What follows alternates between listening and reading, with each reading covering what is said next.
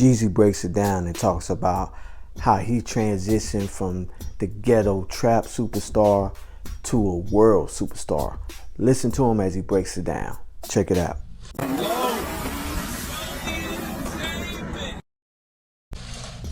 God bless the dead, Shakir Stewart. Yeah, God bless the dead. A&R and confidant at the time. Yes. And Bukon is Akon's brother. Yes. Right? The nigga that knocked out Suge. I don't know. Yeah. I mean, if he did. Yeah, allegedly. But Boo called me, and I was at Patchworks working. Right. Literally working. I was doing both of my jobs. I was recording and working. And he said, yo, I got this CD for you that Akon sent, and he brought it over there. And this was when CDs was... Akon already got locked up out already? Yeah. Okay. So he bring me the CD, and it's 6 songs on it. So I put it in, I listened to all 6 songs, and the last one was Soul Survivor. And I just started toying around with it, because I had a party that night at Visions. And I toyed around with it, I put the first verse on it. And I'm just kicking this, smoke weed, doing what I do. And then Shakir pulls up, because he's coming to the party with us. Shakir was the vice president of Def Jam at the time. And he said, what you working on? I played him Soul Survivor. He's like, yo, this is it. I'm just like, but at the time I had like Trap or Die, so I wasn't even thinking like that. Right. And I thought it was a crossover record, and I didn't want to do one of those. So we go to the party, we turn up, we drink, we come back, and Shakir goes, why don't you figure this the record that you was working on with Akon? Because I didn't have nothing to work on. So I knocked the record out, it was done, right? He heard it, he was like, yo, this is crazy. I didn't think nothing of it. Fast forward, there's an intern at Patchwork. We'll talk about the lawsuit later, because I had to handle my business.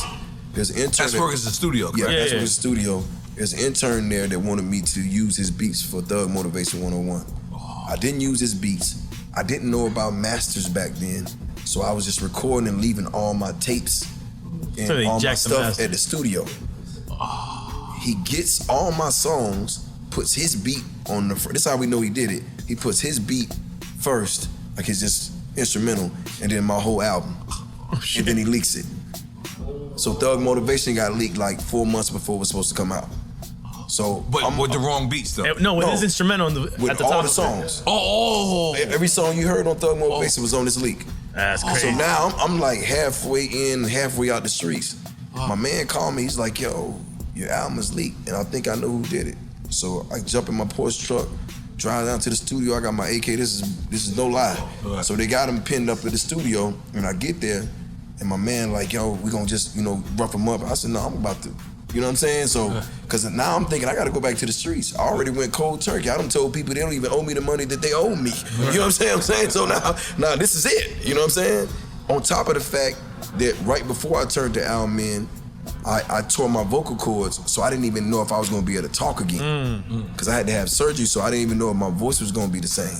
You see what I'm saying? Yeah, that's crazy. And we'll talk about that too. But so I get there, I draw down on him, me and Slick Puller end up, you know what I'm saying, beating the brakes off of him. I gotta go through this whole lawsuit where I had to pay him. And again, the big homie, the best thing that ever happened to me. Because at that time, there was the biggest bootlegging ring going on in the world in Atlanta.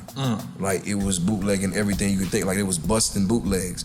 So me and Slick Puller and a few of my homies rode around for at least 3 weeks with 3 vans, a lot of choppers, and ran up in every bootleg trying to take the CD back. But what I didn't realize was there Africans in the bootleggers? Yeah, absolutely, 1,000%. Well, he know that. Right. Okay. And what I didn't realize was that the music was already out and it was spreading to Detroit, DC, actually Chicago. Doing you good. It was doing me good, and I didn't know that. And it wasn't until I went to do the birthday bash and they played Bottom of the Map and 20,000 people lost it. The first promo wave. And then I wanted to go with Trap or Die as my single, right? By now, Soul Survivor is huge in the streets. Like it is crazy. Some shit I never expected. And how I knew is I'm going to a show and I think I'm going to Dallas, so I'm in the airport.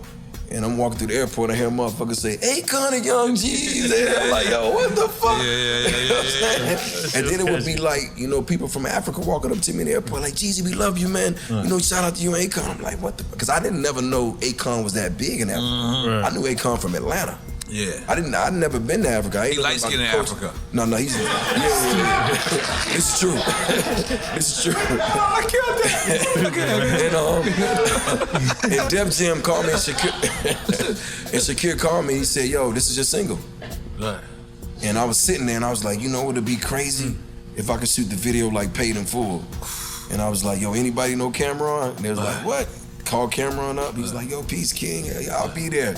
So I called Cameron, a couple of those guys from there, and I remember going out there to do the video shoot. You had Beans in there too, Beans right? Siegel, yeah. You just didn't have me. You forgot me. Right. Yeah, you forgot me. He was probably doing something you had no business doing. Yeah. It's cool. And everybody came from Meech to Jay-Z, and it was like the biggest thing ever that I've been a part of. I heard Jay-Z actually came to that video. Yeah, he came to the video shoot, came my trailer, and he sat there. And I'm gonna say it now because I don't know if he's ever heard it, but you know, shout out to Khan because that record changed my life. Right. Like it took me from being a ghetto trap superstar to being world renowned. International. You know what I'm saying? Like, I had no idea that one song can do that. Now there you have it. Jeezy just said that one song changed his musical career, and also it changed his life because that one song made him from locally known to worldwide known. Like, share, subscribe. We out.